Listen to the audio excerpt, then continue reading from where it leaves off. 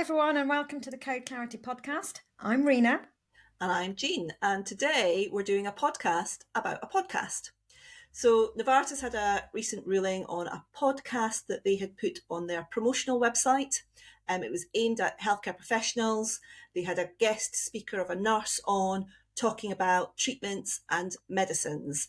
And they got into a little bit of trouble about it. Rina, now I'm going to confess this was a really long case ruling and I haven't actually had time to read it all yet. So could you summarise that for me and everyone else that is listening? Do your job. Yeah. Okay. Yes. That's perfectly, this is why the podcast exists, so that we can summarise these things and save everybody time and effort. So the first thing I would say is that it's perfectly okay to have a promotional podcast. It was sitting on a company website. It was protected and only for healthcare professionals. And of course, it's great to get guest speakers on. We use KOLs and healthcare professionals to speak all the time at our meetings. The difference here is that when you record what someone says and you make that available, what the complainant's done, which is a bit irritating, is actually pause and really scrutinize and analyze every single word that the guest speaker has said. So there are certain complaints made because the guest has said, "Oh, treatments are great," or "My patients have improved greatly," or "improved a lot." So they've kind of said, "Oh my gosh, this word can't be substantiated," and that's a hanging comparison. And the panel, rightly so, have gone, well, no, in the context of the whole podcast, actually, it was pretty clear they were talking about all treatments, not a specific treatment. And they were clear that things have improved does relate to, the past and how it's been. So in those respects, those kinds of claims, not in breach. What they did find in breach for Novartis, however, was, and this is a bit disappointing, firstly, the Novartis employee who was doing the interviewing said things like, "Oh, you obviously are passionate about getting the best for your patients."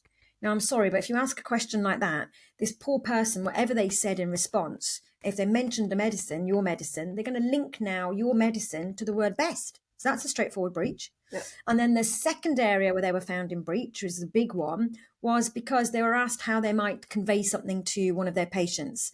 And the nurse said, "Oh, there's a slight but acceptable drop in renal function," which in the view of the panel, again, rightly so, downplayed the importance of renal function in this particular therapy area. So, I think there's a couple of key learning points here, but actually it would be interesting, Jean, to hear from someone who's not read the case and you've just heard my quick summary. What do you take away as 2 things or 3 things our audience really need to know about? Okay, so I think my first learning point would be don't ask stupid questions. So make sure that the question that you're asking isn't going to make your interviewee cause you to have a breach. Too much, possibly. Yeah.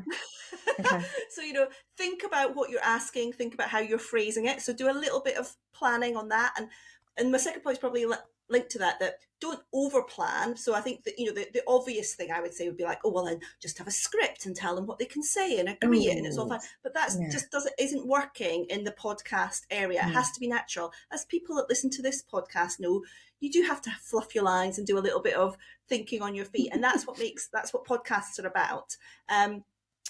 But what you could do is have a really clear, strong brief to your guest. Mm-hmm. And that doesn't mean just saying, "Oh, please remember we have to comply with the ABPI code."